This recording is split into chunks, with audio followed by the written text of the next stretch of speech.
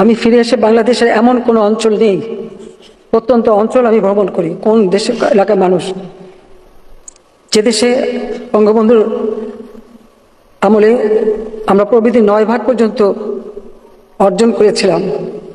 মাথাপিছু আয় মাত্র $54 থেকে $277 উন্নীত করেছিলাম। সেই দেশ আবার পিছনে পড়েছিল, আবার হাহাকার, দুর্ভিক্ষ প্রতিনিয়ত দেখেছি। তারপর যখন 21 বছর পর সরকার এসেছি, মন প্রাণ দিয়ে চেষ্টা করেছি বাংলাদেশের মানুষের ভাগ্য পরিবর্তন করতে। প্রথমে খাদ্য নিরাপত্তা, খাদ্য উৎপাদন বৃদ্ধি এবং খাদ্যের স্বয়ংসম্পূর্ণতা অর্জন, সেই সাথে সাথে পুষ্টি নিশ্চয়তা দেওয়া এবং শিক্ষা, স্বাস্থ্য, চিকিৎসা মানুষের দোরগোড়ায় পৌঁছে দিয়ে এদেশের মানুষকে একটা উন্নত জীবন দেওয়া। প্রথমবার 5 বছর, দ্বিতীয়বার এসে 2009 জনগণের ভোটে নির্বাচিত হয়েই সরকার এসে এ পর্যন্ত আজকের বাংলাদেশ আমরা উন্নয়নশীল দেশের মর্যাদা পেয়েছি।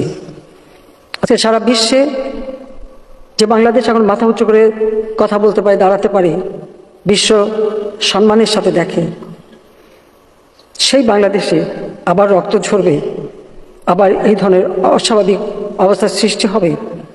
আর মানুষের সেবা করবার জন্য যে সকল প্রতিষ্ঠান যেখান থেকে মানুষ সেবা পায়, সেই দুর্যোগ মোকাবেলায় বিশ্বে আমরা এখন রোল মডেল, উন্নয়নের রোল মডেল।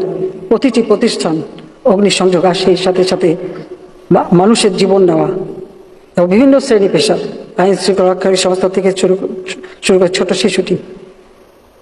কেন এই রক্ত ছড়া? আজকে যাদের আমরা হারিয়েছি, আমি তাদের আত্মার মাগফিরাত কামনা করি। আর যারা আপনজন হারিয়েছে তাদের প্রতি আমার সহমর্মিতা জানাই।